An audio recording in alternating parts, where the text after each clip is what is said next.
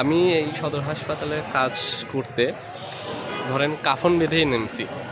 ভাই বাঁচবেনই দুনিয়াতে 2 দিন, এত ভয় পাওয়ার তো কিছু নাই। এই পেজে হসপিটালের সকল নিয়ম কানুন আপনাদেরকে জানিয়ে দেওয়া হবে।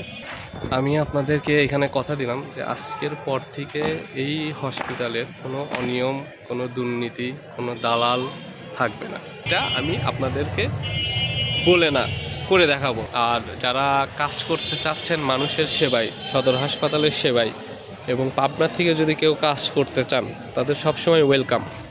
এবং একটাই কথা বলবো, এখানে কাজ করতে হলে অবশ্যই ফ্যামিলির পারমিশন নিয়ে আসবেন।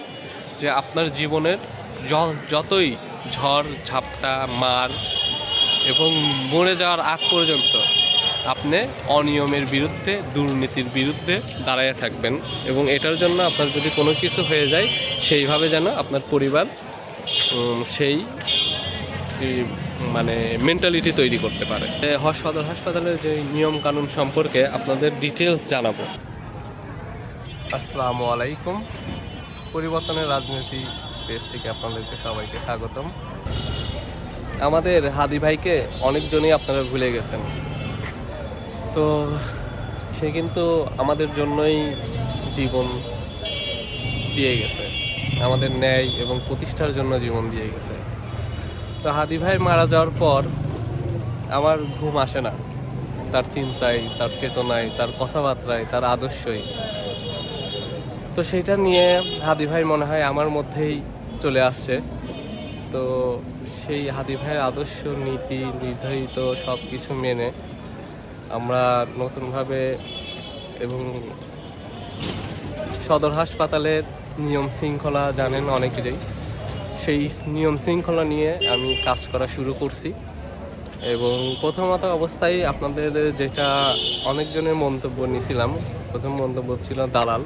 সেই দালালকে আমরা নিজস্বভাবে বা সরকারি অর্থায়নে যেন সরকারি হসপিটাল হয়ে কাজ করতে পারে সেই একটা ব্যবস্থা আমরা করে দিচ্ছি। তারা এখন কোনো ডায়াগনস্টিক সেন্টার বা কোনো ক্লিনিক হয়ে কাজ করতে পারবে না।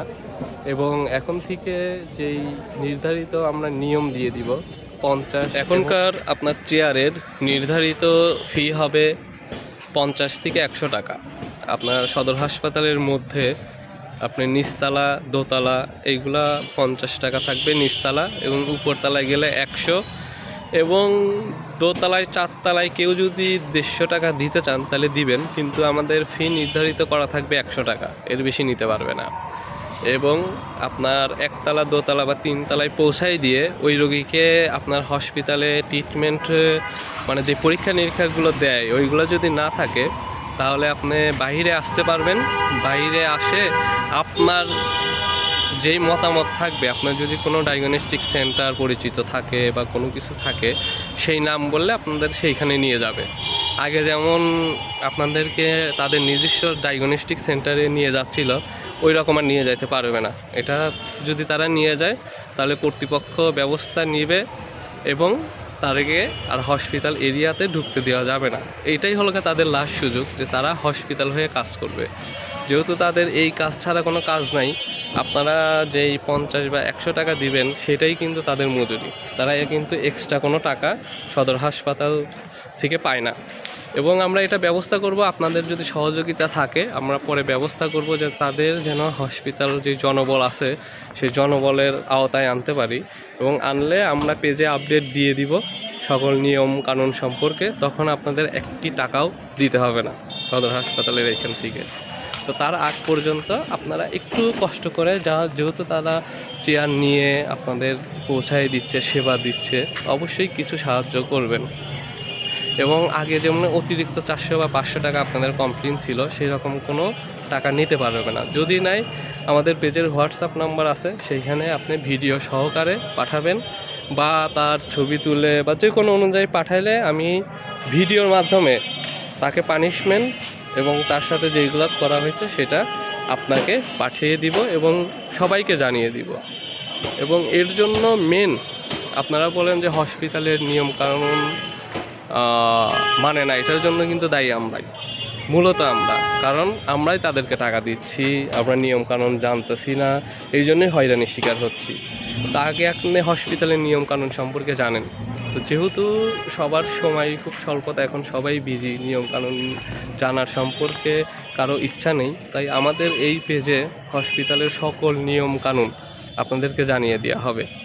কোনখান থেকে কি সেবা নেবেন, কোথায় সেবা নিতে হবে, তার জন্য কোনো টাকা দিতে হবে কি না, এইগুলো সকল নিয়মকানুন সম্পর্কে জানিয়ে দেওয়া হবে। এবং আজকের পর থেকে আমি আপনাদেরকে এখানে কথা দিলাম যে আজকের পর থেকে এই হসপিটালের কোনো অনিয়ম, কোনো দুর্নীতি, কোনো দালাল থাকবে না। আপনারা যাদের জনবলের বর্তমান পরিস্থিতি আমি বলতেছি, যারা হসপিটালের আয়া থেকে শুরু করে আপনার টলি পর্যন্ত যারা ম্যান আছে, তারা আপাতত কোনো হসপিটাল থেকে টাকা পয়সা পায় না। না পাওয়ার কারণে তারা আপনাদের কাছ থেকে কিছু টাকা পয়সা নেয়। সেই জন্য আপনারা তাদেরকে কিছু সাহায্য করবেন, 10 টাকা, 20 টাকা, 30 টাকা, 50 টাকা, যা হয় আপনি তাদেরকে দিবেন। আর যখন থেকে তারা সুবিধা পাবে তখন থেকে আপনাদের কোনো টাকা পয়সা দিতে হবে না, তখন থেকে আপনারা ফ্রিতে পাবেন। এবং সেই সময় আমরা বলে দিব সামনে টেন্ডার আছে, এটা নিয়ে এডি সাহেব আমাদের আশ্বাস দিয়েছে আর কি, যে ওই টেন্ডারের পাশ হলে এই যে জনবলের নিয়োগ হবে তখন থেকে আপনাদের কোনো টাকা দিতে হবে না। তারপরে আপনি ইচ্ছা হলে 10 টাকা, 20 টাকা দিবেন খুশি হয়ে, কিন্তু আপনাদের কাছে তখন চাইবে না কোনো টাকা। এখন যেমন চাচ্ছে তখন কোনো কিছু চাইবে না, কারণ আপনাদের তাদের যেই গত টেন্ডারে যা বেতন পাইছে সেটা দেখলাম যে 16,000 টাকা। তো 16,000 টাকা তাদের আরামেই চলে যায়। কিন্তু যারা আগের বার টেন্ডার পেয়েছিল তাদেরকে মাত্র 500 বা 1,000 বা 2,000 টাকা বা 3,000 টাকা সর্বোচ্চ দিছে, এবং বাকি টাকায় তারা দুর্নীতি করছে বা মেনে ফেলছে। এখন সেই দোষে আমি টেন্ডার আলাদারে দিব না, কারণ টেন্ডার পাইতে হলে বর্তমানে যে নিয়ম, উপর পর্যায়ে যারা আছে তাদেরকে 2 লাখ, 5 লাখ, 10 লাখ টাকা দিতে হয়। সেই জন্য তারা সেই টাকা উঠানোর জন্য এই অসহায় যারা আছে তাদের টাকাগুলো কম দেয়, কম দিয়ে তাদের যে খরচ হয়েছে লাভ সহকারে সেই টাকাটা দেখে নেয়। তো আমি এখন থেকে বলবো, যারা ভবিষ্যতে টেন্ডার নিচ্ছেন তারা খুব সাবধানে টেন্ডার নেবেন, কারণ টেন্ডার নিলে যদি আপনার টাকা পরিশোধ না করেন তাদের বিরুদ্ধে আমি আপনার পক্ষে, তাদের পক্ষ হয়ে আপনার সামনে আমি দাঁড়াবো। এবং আমার গায়ে যদি রক্ত থাকে, আমি যদি বেঁচে থাকি, সেই টাকা আপনাদেরকে দিতেই হবে, সেটা আপনি যত বড় ধরনের লোকই হন না কেন। আমি এই সদর হাসপাতালে কাজ করতে ধরেন কাফন বেঁধেই নেমছি, তো সে যত বড়ই নেতা আসুক বা করুক, যদি অনিয়মের করে তাহলে তার এগেনস্টে আমি দাঁড়িয়ে যাব। সে যত বড়ই নেতা হোক না কেন, আমার নেতা হোক বা আরেকজনের নেতা হোক বা যে কোনো বড় ভাই হোক, আমার বাপও যদি হয় এবং সে যদি রিকোয়েস্ট করে যে অনিয়ম করতে, আমি সেটা করব না। আপনাদেরকে এই কথা দিলাম। এবং তার জন্য সর্বোচ্চ যে সাপোর্টটা দরকার, সেই সাপোর্টটা আপনাদের কাছে কাম্য। যেমন হাদি ভাইয়ের জন্য এখন অনেকজন লড়াই করতেছে, অনেকজন। ভাই, এই সাপোর্টটা যদি আপনি আগে করতেন, সে বেঁচে থাকতে, তাইলে কিন্তু সে মরতো না, বেঁচে থাকতো। ভাই, আগে তো এই সাপোর্ট করেন নাই। মানে এখন যে মনে হচ্ছে যে উনি মনে হয় এমপিতে দাঁড়াইলে এখন এমপি হয়ে যাইতো, উনি তো নাই, এমপি হবে কিভাবে? কিন্তু ওনার মতো যারা কাজ করতেছে তাদের পিছনে তো দাঁড়ান না, বা আপনি অনিয়মের বিরুদ্ধে দাঁড়াচ্ছেন না। আপনি অনিয়মের বিরুদ্ধে যখন দাঁড়াবেন তখন তো কেউ কোনো কিছু করে সাহস পাবে না। তা আপনি অনিয়মের বিরুদ্ধে দাঁড়াচ্ছেন না কেন? ভয় পাচ্ছেন? ভাই, বাঁচবেনই দুনিয়াতে 2 দিন, এত ভয় পাওয়ার তো কিছু নাই। 2 দিন বাঁচলে 2 দিন আল্লাহর দেখানো পথ অনুযায়ী বাঁচেন, অনিয়মের বিরুদ্ধে বাঁচেন, নিয়ম অনুযায়ী জীবনযাপন করেন। তো আমি দুর্নীতির বিরুদ্ধে আছি এবং কাজ করতেছি। আমি সকল লিস্ট নিয়েছি, জনবলে যারা কাজ করতেছে তাদেরকে দায়িত্ব এবং ভালোভাবে কাজ করার জন্য অনুরোধ করছি। আপনারা সদর হাসপাতালে এখন থেকে নিয়মিত সেবা নিতে আসবেন এবং একটু ধৈর্য ধরবেন, যেহেতু হসপিটালে 250 বেডের বা 250 জনের চিকিৎসার নিয়ম, এবং সেইখানে সদর হাসপাতাল নিয়ম ভেঙে আপনারা 1 থেকে 1,500 জনে তারা চিকিৎসা দিচ্ছে। আমি সেদিনকার একটা টেবিলে দেখলাম যে 250 জন হওয়ার কথা, সেখানে 750 জন ভর্তি হয়েছে হসপিটালে। তাহলে 750 জন ভর্তি হলে কিন্তু ব্যবস্থা তো রয়েছে 250 জনের, তাহলে 750 জনে কীভাবে সেবা দিবে? তখনই একটু সেবা দিতে তাদের সমস্যা হয় বা ওইভাবে সেবাটা দিতে পারে না। তো এইটা নিয়ে আপনারা কেউ পেইন দিবেন না তাদেরকে, একটু ধৈর্য ধরবেন। ধৈর্য ধরলেই দেখবেন যে তারা খুব সুন্দরভাবে সেবা দিচ্ছে। এবং আমি নার্সদের সাথে, এবং বিশেষ করে ধন্যবাদ জানাবো এডি স্যারকে এবং আরএমও স্যার জাহিদ ভাইকে, এডি রফিকুল ইসলাম স্যার এবং আরএমও জাহিদ ভাইকে সর্বোচ্চ আমি সহযোগিতা তাদের কাছ থেকে পেয়েছি। তারা যখন যেটা বলেছি যে স্যার এটা এইখানে নেই কিসের জন্য, কিন্তু তাদেরকে নার্স বা সেখানে দায়িত্বরত যারা আছে তারা তাদের কাছে চায় নাই, সেই জন্য পায় নাই। আমার দেখা মতে এই হসপিটালে 30 বছরের মধ্যে এই রকম এডি আমি পাই নাই, যে সকলের সাথে সুন্দরভাবে কথা বলছে, কার কি লাগবে সেইগুলো দেখছে। আমি নার্সদের সাথে কথা বলছি, কথা বলে জানতে পারছি যে এডি স্যার তাদের সাথে প্রত্যেক সপ্তাহে একবার করে দেখা করে এবং একটা করে মিটিং দেয়, সেখানে কাদের কি সমস্যা সেই সম্পর্কে জেনে সেই ব্যবস্থা গ্রহণ করে, যতটুক নিয়মের মধ্যে আছে ততটুক করে, সে কোনো অনিয়ম দেখতে পারে না। এবং এই জন্যই আমি তার সাথে সব কিছু বলে বা আমার মনের ক্ষোভ প্রকাশ করে সব কিছু বলতে পারি, যেটা আপনারা দেখবেন বড় বড় পদে যারা আছে তারা আপনার সাথে কথাই বলতে যাবে না, ফোনই ধরবে না। তো আমার কথা যে আপনি কিসের জন্য ফোন ধরবেন না? আমরা তো জনগণ, আমাদের জন্যই তো আপনাদের রাখা, তাহলে আপনি ফোনটা কিসের জন্য ধরবেন না? তো ওই জন্য আমি বলছি যে এখন যদি এডি স্যারও অনিয়ম করে বা আরএমও স্যারও অনিয়ম করে, তার বিরুদ্ধে আমি দাঁড়াবো। এবং ডায়াগনস্টিক সেন্টার যেগুলো আছে, ডায়াগনস্টিক সেন্টারকে আমি বারবারই সতর্ক করব যে আপনারা এখন থেকে রোগীর সাথে নিয়ম অনুযায়ী যেটা করার দরকার, এবং যতটুক না পারলেই না ততটুক আপনারা চিকিৎসার জন্য যে টাকা নির্ধারিত অ্যামাউন্ট আছে সেই অ্যামাউন্টই নেবেন, তার বেশি আপনারা নিতে পারবেন না। এবং আপনাদের ডায়াগনস্টিক সেবা মান উন্নয়ন করুন, যেন রোগী খুশি হয়ে আপনাদের ওইখানে সেবা নিতে যাইতে পারে। তাহলে দেখবেন যে আপনাদের কোনো দালাল বা এক্সট্রা কোনো কর্মী রাখা লাগবে না। আমাদের নতুন প্রজন্মের আইকন তারেক রহমান ইতিমধ্যে বলেছে যে তারা সরকারি হাসপাতাল এবং প্রাইভেট হাসপাতালের মধ্যে চুক্তি করে সেবা সম্পূর্ণ করবে। আমার এই বিষয়টা অনেক ভালো লাগছে, কারণ এই বিষয়ের মধ্যে আমি দেখতে পাচ্ছি যে সদর হাসপাতালে যে 250 জনের চিকিৎসা সেবা আছে, এই 250 জনের চিকিৎসা সেবা কিন্তু সদর হাসপাতাল দিতে পারতেছে না। তো এই জন্য ওই যেই বাকি যে দেখাতে গেল আপনারা আগে একটু বলছি যে 250 জনের মধ্যে 750 জন ভর্তি হয়েছে, তা 250 জনের ট্রিটমেন্ট তো ধরেন সদর হাসপাতাল দিতে পারলো, কিন্তু বাকি যারা আছে তাদের ট্রিটমেন্ট কীভাবে দিবে? তাদের ট্রিটমেন্ট অবশ্যই এসে যে ডায়াগনস্টিক সেন্টারগুলো আছে সদর হাসপাতালের বাইরে তারাই কিন্তু সেবা দিবে। তাহলে তারা যদি সেবা দেয় এবং দালাল বাদে যদি তারা যায়, তাহলে দালালের যে কমিশন আছে এবং ডাক্তাররাও যে কমিশন খাইতো বা খাই কিনা আমি জানি না, আমি শুনছি যে খায়, সেই কমিশন যদি বাদ দেওয়া যায় তাহলে সরকারি ফি যেটা নির্ধারণ করা হয়েছে তার থেকে কিছু পরিমাণ বেশি লাগে। তো কিছু পরিমাণ বেশি দিতে আমি যেটা দেখেছি যে জনসাধারণের কোনো সমস্যা নেই, সেটা অনুযায়ী আমরা একটু লং টাইম লাগবে কিন্তু সেটা করে দিব। কিন্তু বর্তমান অবস্থায় আমার সাথে কাজ করার জন্য যেটা আমি ফেস করতেছি, লোক পাচ্ছি না। কারণ আমি যেইভাবে মৃত্যুর জন্য রেডি আপনাদের সেবা দেওয়ার জন্য বা সদর হাসপাতাল বাঁচানোর জন্য, বর্তমান পরিস্থিতি আমি 9 নম্বর ওয়ার্ডের পাবনা সদর হাসপাতাল নিয়ে কাজ করতেছি। তো আমাদের ওয়ার্ডের এই কাছেই বড় প্রতিষ্ঠানই হলো সদর হাসপাতাল। তো বর্তমান সদর হাসপাতাল নিয়ে কাজ করতেছি, পরে সদর হাসপাতালও যখন ঠিক করতে পারবো ইনশাল্লাহ তখন প্রাইমারি স্কুলগুলো নিয়ে কাজ করব এবং বিভিন্ন যেখানেই অনিয়ম আছে সেই অনিয়ম এবং দুর্নীতির বিরুদ্ধে আমি এখন থেকে আছি।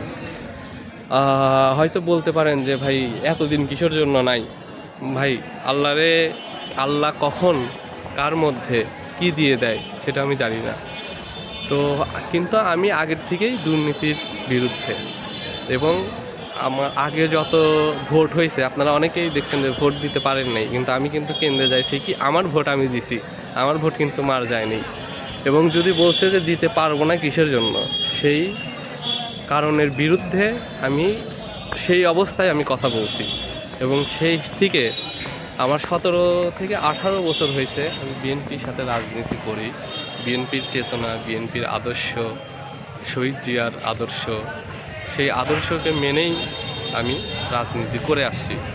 এবং আওয়ামী লীগ থাকা সময়ও আমাকে তারা কোনো কিছু করতে পারে নাই, কারণ আমি অনিয়মের বিরুদ্ধে ছিলাম। অনিয়মের বিরুদ্ধে থাকলে যখন আপনি জবাব চাইবেন বা যখন আপনি কথা বলবেন, আপনি 1 দিন 2 দিন হয়তো হুমকির মুখে পড়তে পারেন, কিন্তু তারপরে যদি আপনি দাঁড়াবেন তখন দেখবেন যে আপনার সাথে কেউ লাগতে আসবে না। তো আপনার সদর হাসপাতাল চেঞ্জ করতে হলে প্রথমেই দরকার আপনাদের জবাব চাওয়া। এটা কিসের জন্য পাচ্ছি না, কেন পাচ্ছি না, কেন এটা হইল, কেন এভাবে করতেছেন, আপনি জবাব দেন, আপনি জবাব চান। এটার নিয়ম কি আপনি জানতে চান। এই যে ডাক্তার একটা প্রেসক্রিপশন লিখে দেয়, আপনি কি জিজ্ঞেস করেন যে স্যার আমার এই ওষুধ কিসের জন্য আপনি দেখলেন, কোনটা কোন কাজে দিবে, আপনি এটা আমার বুঝাই দেন। এটা কিন্তু আপনাদের দায়িত্ব, মৌলিক দায়িত্ব, আপনাদের স্বাধীনতা কথা বলার। এই কথাগুলো আপনার আগামী 17 বছরে আপনারা বাকরুদ্ধ হয়েছিলেন বা করে দিয়েছিল, কিন্তু এখন তো আর সেই সময় নাই। এখন দিন পরিবর্তন হয়েছে, নতুন আইডল আসছে, এবং সেই আইডল আপনাদের কোনোভাবে দুর্নীতির মধ্যে যাইতে দিবে না, চাঁদাবাজ থাকবে না সামনে। আপনি দেখে নেবেন, কোনো জায়গা হোক বা না হোক, পাবনাতে অন্তত আমি যদি বেঁচে থাকি তাহলে চাঁদাবাজ, দুর্নীতি, অনিয়ম এইগুলো আমি করতে দিব না। তো এই জন্য আমার প্রথমে আগে তো নিজের এলাকা ঠিক করতে হবে। এই জন্য প্রথমে আমার সদর হাসপাতাল নিয়ে কাজ করা, প্রথমে সদর হাসপাতাল নিয়ে কাজ করব, তারপরে হসপিটালের আশেপাশে যেইগুলো আছে যেখানে অনিয়ম আছে আপনারা বলবেন, আমার জানা নাও থাকতে পারে, সেইগুলো নিয়ে কাজ করব। আমার সাথে যদি কোনো অনিয়ম হয় সেটার সাথে তো সাথে সাথে আমি কোনোভাবেই মেনে নিতে পারি না, কোনোভাবেই মেনে নিতে পারি না। এবং হাদি ভাই মারা যাওয়ার পর আমার ঘুমই আসে না। আগে ঘুম থেকে আমি ফ্রিল্যান্সিং করি, আগে ঘুম থেকে উঠতাম আমি সারা রাত কাজ করার পর জোহরের নামাজের আগে ঘুম থেকে উঠলাম, উঠে নামাজ পড়তে যাইতাম, এটা আমার রুটিন ছিল। কিন্তু হাদি ভাই মারা যাওয়ার পর তার সকল ভিডিও দেখার পর, তার অনুভূতি শোনার পর আমার ঘুমই আসে নাই। সত্যি কথা বলতে আমার ঘুম আসে না। তখন থেকে আমার মধ্যে এখন আল্লাহ তাআলার থেকে কোনো একটা দায়িত্ব বোধ আমার মধ্যে ঢুকে গেছে। তো সদর হাসপাতাল নিয়ে কাজ শুরু করতে হবে, এবং এইখানে নিয়ম শৃঙ্খলা ঠিক করতে হবে, এবং দুর্নীতির বিরুদ্ধে আমি দাঁড়াবো, অনিয়মের বিরুদ্ধে আমি দাঁড়াবো, এবং সব কিছু নিয়ম অনুযায়ী হইতে হবে, সেইটা আমি করব। তো সেটার জন্য যে সাপোর্টটা লাগবে বা লোক লাগবে বা জনবল লাগবে সেইগুলো কিন্তু আমি পাই না। কারণ কতজন আছে সমাজের কাজ করার জন্য নিজের পকেটের টাকা খরচ করে এইখানে আসে, এই জিনিসগুলো দেখবে, দেখভাল করবে এবং ঠিক করবে। এটার থেকে কিন্তু আমার পকেট থেকে, আমি অনেস্টলি বলতেছি, আমি 17 বছর রাজনীতির আমার ক্যারিয়ারে আমি কখনো রাজনৈতিক কোনো জায়গার থেকে কোনো টাকা পয়সা পাই নাই। বরং 17 বছরে আমার টাকা দিয়ে আমি রাজনীতি করছি, মানুষের পাশে ছিলাম, মানুষটা যতটুকু পারি দেওয়ার চেষ্টা করছি, এবং সেটা কোনোদিন ভিডিওতে জানাই নাই। এই ভিডিও করার বলতে পারেন যে এই ভিডিও তাহলে কিসের জন্য করলেন। আমি সাইলেন্টলি 3-4 দিন ধরে কাজ করে যাচ্ছি, কোনো ভিডিও বানাই নাই, কিন্তু হসপিটাল পরিবেশ ঠিক করার জন্য দেখলাম যে অনেকজন আপনারা নিয়ম শৃঙ্খলা সম্পর্কে জানেন না। এই জন্য আপনারা কি করেন, দালালের ফেস হন এবং অনেক কিছু বাধার সম্মুখীন হন। তো আপনারা যদি নিয়মকানুন সম্পর্কে জানেন তাহলে আপনি এই সিচুয়েশনের মধ্যে পড়বেন না। তা আপনাদের সাপোর্টটা দরকার। সবাই আমার পেজটা লাইক দিবেন, সবাই শেয়ার করবেন, যতজন ভিডিও দেখছেন সবাই প্লিজ শেয়ার করবেন। কারণ অনেকজন আমার এখান থেকে এসে কাজ করতে পারতেছেন না, কিন্তু চান যে সমাজে ভালো কাজ হোক। তারা অবশ্যই আমাকে সাপোর্ট করে যাবেন এবং প্রত্যেকটা ভিডিওতে লাইক এবং কমেন্ট করবেন। ওই ভিডিওটা পুরো দেখবেন, কমেন্ট করবেন এবং শেয়ার করবেন। এবং আগেই বলছি যে হাদি ভাইয়ের মতো আমি মারা যাওয়ার পর আমারে নিয়ে কোনো মিছিল বা কোনো আন্দোলন আর কোনো বিচার বা কোনো সিকিউরিটি কোনো কিছু লাগবে না। জাস্ট লাগবে আপনারা অনিয়মের বিরুদ্ধে কথা বলে বেঁচে থাকেন। একদিন বেঁচে থাকবেন, আপনার মতো করে বেঁচে থাকেন, অনিয়মের বিরুদ্ধে বেঁচে থাকেন, নিয়মকানুনের মধ্যে জীবনযাপন করেন, দুর্নীতির বিরুদ্ধে কথা বলেন। যেমন আমি মেনে নিছি, আমি সবাই এই পর্যন্ত বলছি, আমি যখন দালালের সাথে কথা বলছি আমি বললাম যে ঠিক আছে ভাই, আপনাদের তো পেট আছে, আপনাদের জন্য লাস্ট একটা সুযোগ দিচ্ছি, আপনারা মানুষের জন্য কাজ করেন, মানুষ আপনাদের সাহায্য করবে। তো এই জন্য এই যে নির্ধারিত ফি করে দিচ্ছে সামনের সপ্তাহে থেকে, শনিবার রবিবার থেকে বা তারপরের সপ্তাহে, মানে যত তাড়াতাড়ি সম্ভব আপনাদের কাছে 2 সপ্তাহ আমি সময় নিচ্ছি। 2 সপ্তাহের মধ্যে আপনি দেখবেন সদর হাসপাতাল নিয়মের মধ্যে চলে আসছে। এবং পুরোপুরি নিয়মে আনতে গেলে আমাদের কি করতে হবে, আমাদের নিজস্ব এমপি দরকার। তা আমার মতে, যেহেতু আমি বিএনপি পরিবারের ছেলে, আমার বংশগতই আমরা বিএনপি, এবং শিমুল বিশ্বাস ভাই আমার অনেক শ্রদ্ধেয় বড় ভাই, এবং তার সাথে যেন সে সবসময় শ্রম মানুষের পাশে ছিল এবং নিয়মের মধ্যে ছিল, অনিয়মের বিরুদ্ধে ছিল, কাজ করে গেছে। এবং সে এমপি হলে আমি সর্বোচ্চ হেল্প তার কাছ থেকে নিতে পারবো। সদর হাসপাতাল থেকে শুরু করে পুরা পাবনা জেলা আমি দুর্নীতি এবং চাঁদাবাজ মুক্ত করতে পারবো, আমি আশা করতেছি। তো আপনারা সবাই তার সম্পর্কে আগে জানেন, আমি বলতেছি না তার ভোট দেন, আপনি আগে জানেন, বুঝেন যেই কয়টা এমপি আছে কে কি কাজ করছে, আগে কাজ করছে কি না, মানুষের জন্য কি করছে, তারা মানুষের জন্য কতটুকু ত্যাগ করছে, ততটুকু জেনে তারপর আপনার ধানের শীষ বা জামাতের দাঁড়িপাল্লাতে ভোট দেন। তা আমি যতটুকু জানি ততটুকু আমাদের এমপি নমিনেশন পেয়েছে ধানের শীষের অ্যাডভোকেট শামসুর রহমান শিমুল বিশ্বাস, যতটুকু মানুষের জন্য কাজ করেছে, তার এগেইনস্ট যে প্রার্থী আছে তার সম্পর্কে আপনি ততটুকু জেনেন যে সে তার থেকে বেশি কাজ করছে কি না। এটা আপনাদের, যেহেতু আমাদের বিএনপি, আমি বলতেছি না যে সে কী কাজ করছে বা না করছে, এটা আপনাদের দায়িত্ব, আপনাদের নৈতিক কিন্তু দায়িত্ব, ভোট দিয়ে আপনাদের মৌলিক অধিকার। তো অধিকার আপনাদের নিজস্বভাবে নিতে হলে আপনাদেরকে আগে জানতে হবে। এবং অবশ্যই জানবেন, আমার আগের ভিডিওতে দেওয়া আছে যে এমপির কী কাজ, কী উন্নয়ন সেবা করতে পারবে। এবং পরবর্তীতে আমি দিয়ে দিব কমিশনার, চেয়ারম্যান, উপজেলা চেয়ারম্যান, ইউনিয়ন চেয়ারম্যান, মেম্বার, গ্রামের আপনার ইউনিয়ন পর্যায়ের মেম্বার, কাদের কী কাজ কতটুকু করতে পারবে সেইটুকু আপনারা যেন তাদেরকে যাই বলতে পারেন যে আপনার এই কাজটুকু আমাদের করে দিতে হবে। এবং টাকার বিনিময়ে আপনারা ভোট বেচেন না, এটা রিকোয়েস্ট। লাস্ট একটা আপনাদের গণজোয়ার আসছে, একটা সুষ্ঠুভাবে ভোট হবে আমরা আশা করতেছি। এবং এই সুষ্ঠুভাবে ভোটে আপনারা আপনার বিজয়ী প্রার্থীকে বা আপনাদের যারা এলাকায় কাজ করেছে বা করতে পারবে তাদেরকে সম্পর্কে জেনে শুনে আপনার তাদেরকে ভোটটা দেন। যদি এমনও দাঁড়িয়েছে যে, আমি যেটা মনে করি যে এমন দাঁড়াইছে আপনি 3 জন এলাকার থেকে দাঁড়াইছে, 3 জনই ভালো না, তাহলে আপনি না ভোট দেন, আমি বলবো। আর গণভোটে আপনি হ্যাঁ দিবেন, গণভোটে হ্যাঁ দেওয়ার প্রয়োজন আছে। এবং গণভোটে কিসের জন্য হ্যাঁ দিবেন সেটা আমি একটা ভিডিও বানাবো, সেই ভিডিওতে বিস্তারিত জানানো হবে। এমনি এই ভিডিও অনেক বড় হয়ে গেছে, আমি ছোট ছোট করে এই ভিডিওটা পাবলিশ করবো, যেহেতু অনেক কথা বলে ফেলছি। এবং আসলে যেই কথা বলছি সেটা সদর হাসপাতালের সম্পর্কে 10%ও না, আরও অনেক অনেক অনেক অনেক জায়গা জানাশোনা আছে। আমি এই পর্যন্ত সদর হাসপাতালের নিয়ে কাজ করতে যেয়ে মিনিমাম আমার 1-150 জনের কাছ থেকে তাদের মন্তব্য নেওয়া হয়েছে, তাদের সাথে জানছি, কাজ করে যাচ্ছি এবং সেইগুলা নিয়ে এডি স্যার এবং আরএমও স্যারের সাথে কথা বলে তারা সেই ব্যবস্থা আমার ইনস্ট্যান্ট করে দিচ্ছে। যেটা বিশ্বাস করেন কোনো জায়গার এডি বা কোনো জায়গার আরএমও এইভাবে যে কাজ করতে পারে বা সরকারি প্রতিষ্ঠানের এত তাড়াতাড়ি যে কাজ হইতে পারে এটা আসলে আমরা জানতাম না। তো কাজ করতে এসে বুঝলাম যে মানুষের মানে আমাদের নিজের দোষের জন্য তারা কাজ করতে পারেনি, মানে তারা সেই সম্পর্কে জানতে চায় না, বুঝতে চায় না।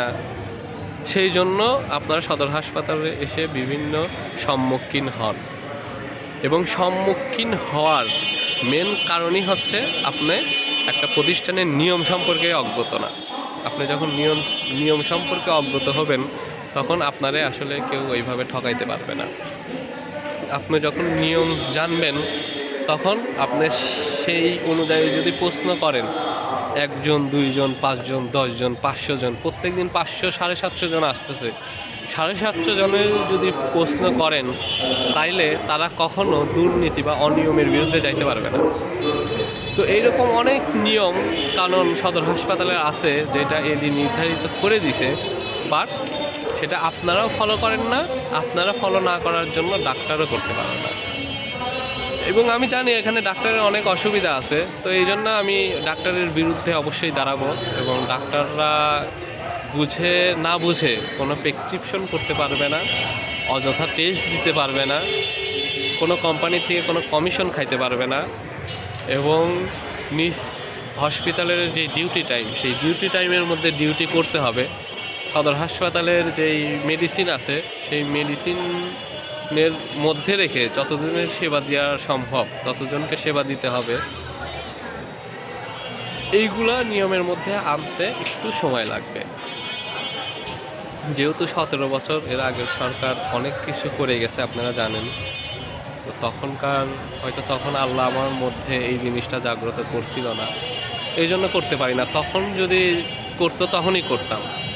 আল্লাহ কখন কার মধ্যে হেদায়েত জ্ঞান দেয় সেটা সেই জানে। তো আমি এই জন্যই বারবার বলতেছি যে অনেক ডায়াগনস্টিকের সাথে আমার কথা হয়েছে, যখন দালালের উঠাই দিতে বলছি এবং উঠাই দিছি অলরেডি। এখন যারা কাজ করতেছে তারা সরকারি আপনাদের জন্য কাজ করতেছে। দালাল তারা হয়তো আগে ছিল, কিন্তু মানুষ তো পরিবর্তন হয়, যেমন আমি পরিবর্তন হয়েছি, সেই রকম তাদেরও পরিবর্তন হওয়ার একটা চান্স দিছি। তারা এখনও যদি এই রকম পরিবেশ করে থাকে, আপনাদের 200 টাকার বেশি, বাইরে আসলে 200 টাকা, ভিতরে আসলে 100 টাকা, 50 বা 100 টাকা, এর বেশি যদি নেয় আপনি বলবেন, আমি আপনাদের ভিডিওর মাধ্যমে তাই সে যেন হসপিটালে না ঢুকতে পারে, কোনোদিনও ঢুকবে না, না ঢুকতে পারে কি আমি ঢুকতে দিব না, আমি বেঁচে থাকা পর্যন্ত সে হসপিটালে ঢুকতে পারবে না। সেটা আমি আপনাদেরকে বলে না করে দেখাবো। অলরেডি করছি, আমার কাছে লিস্ট আছে, আমি অলরেডি কাজ করছি। এই যে আমি যদি লিস্ট দেখাই, যে এইখানে লিস্ট আছে, একটু আগে তাদের কাছ থেকে লিস্ট নিয়ে আসছি। এবং হসপিটালের যে জনবলে আপাতত 55 জন লোক আছে যারা সরকারি আওতার মধ্যে আছে, আউটসোর্সিংয়ে আছে, কিন্তু তারা টাকা পয়সা পাচ্ছে না। যেমনি আপনার সদর হাসপাতালের আয়া এর আগে কি করছিল, আপনার একজনের কাছ থেকে ওই আপনাদের যে ছাড়পত্র আছে, ছাড়পত্র দেওয়ার জন্য 50 টাকা করে ফিক্সড অ্যামাউন্ট করে নিচ্ছিল। ছাড়পত্র দিলেই 50 টাকা বা দিলেই 100 টাকা এইরকম করে নিচ্ছিল, কিন্তু এই রকম করে আর নিতে পারবে না। তারা নিবে, তাদের এখন দিবেন, তারা একসময় টাকা নিবে না, আমি কথা দিচ্ছি। আমি বেঁচে থাকতে তারা একসময় টাকা নিবে না, কিন্তু কখন নিবে না, যখন সরকারি হসপিটালে টেন্ডার হবে, উপর পর্যায়ের থেকে লোক নিবে। এখন 55 জন আছে, কিন্তু হসপিটাল চালানোর জন্য আমার মনে করি এখন প্রায় 100 থেকে 150 জন লোক দরকার, জনবলের, যারা পরিচ্ছন্নতা কর্মী আছে, তাহলে সুষ্ঠুভাবে কাজ করতে পারবে। তো দেখেন তারা এখন কিসের জন্য আপনাদের সাহায্য করা লাগবে, যেহেতু এখনও আমাদের সরকার গঠন হয়নি।